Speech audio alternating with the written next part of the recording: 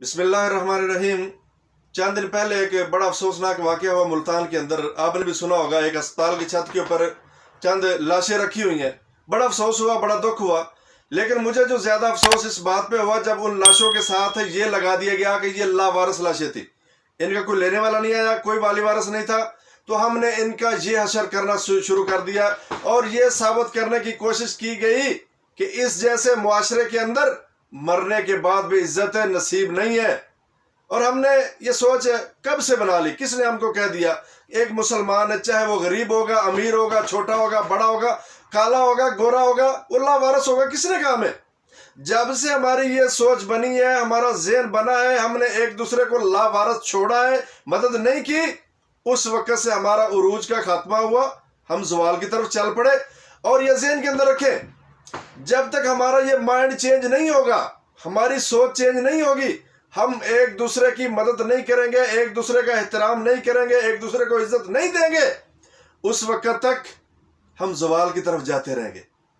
हम किसी के वारिस नहीं बनेंगे, ज़वाल की तरफ जाते रहेंगे, उरूज नसीब नहीं होगा। और इस्लाम ने हमारी क्या तरबियत की थी?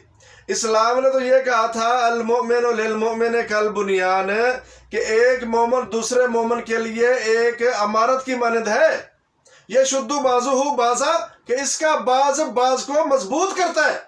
ओ भाई, एक इमारत के अंदर से 2 ईंटें निकल जाए, 4 ईंटें निकल जाए, 10 ईंटें निकल जाए, आप उनको लावारिस कह के छोड़ दे, क्या इमारत बाकी रह जाएगी? बच जाएगी? नहीं, इमारत आहिस्ता आहिस्ता गिरती जाएगी, उसकी जो बुनियादें कमजोर होती जाएंगी और एक वक्त आएगा इमारत धड़ाम से नीचे गिर जाएगी। आका इस्लाम ने फरमाया, और हदीस में आपके सामने रखता हूं, कि ये सारे मुसलमान आपस के अंदर एक जस्द वाहिद की तरह हैं। जिस्म के एक हिस्से को तकलीफ होती है, पूरा जिस्म उसको करार नहीं है, चैन नहीं है, सुकून नहीं है, पूरा जिस्म तकलीफ के अंदर मुब्तला है।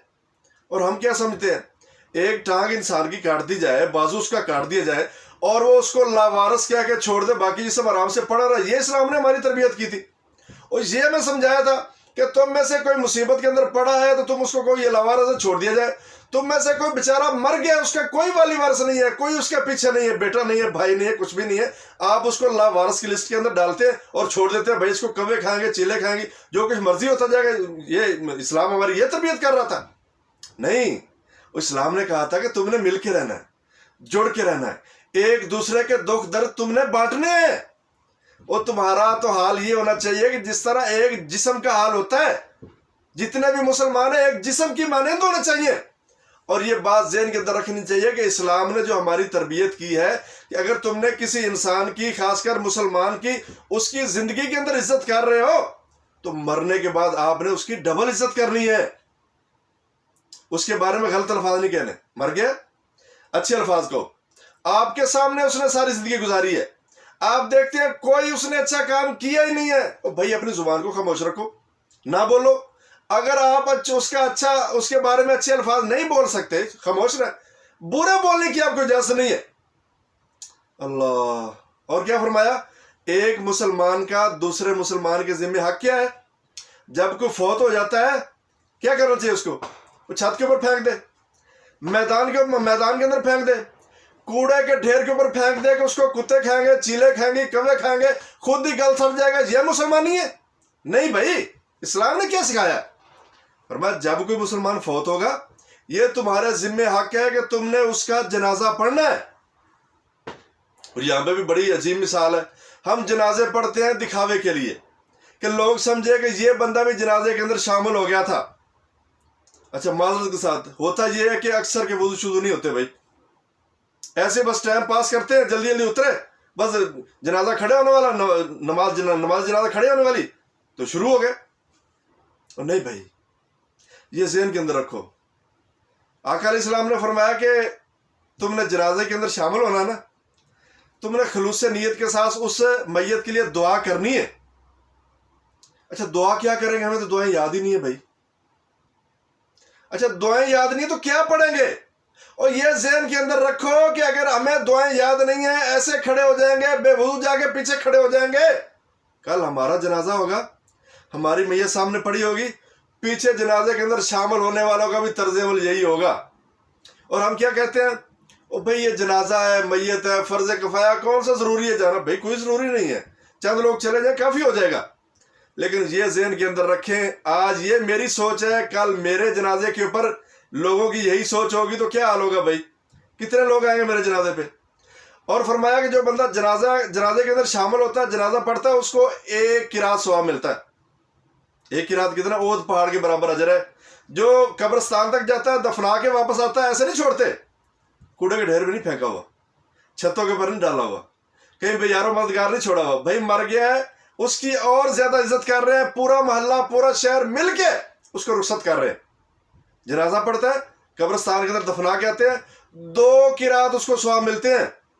लेकिन यहां मामला अजीब है, मुसला किया जा रहा है। मुसला किसको कहते हैं? नबी करीम सल्लल्लाहु अलैहि वसल्लम ने मुसले से मना किया था। मुसला है क्या? कि एक मैयत है, उसके आप कान काट देते हैं, नाक काट देते हैं, उसकी आंखें निकाल लेते हैं, यह मुसला है, इससे मना किया गया था।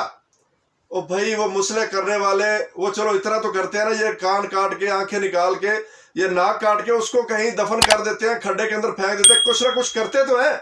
और ये मुसले से भी बदतरीन शक्ल थी कि हमने उसको खुले आसमान तले फेंक दिया। पड़े रहो भाई, खुद ही गलोगे, खुद ही सड़ोगे, खुद ही तुम्हें कौवे खाएंगे, चिल्ले खाएंगे, खुद ही खत्म हो जाएगा सारा।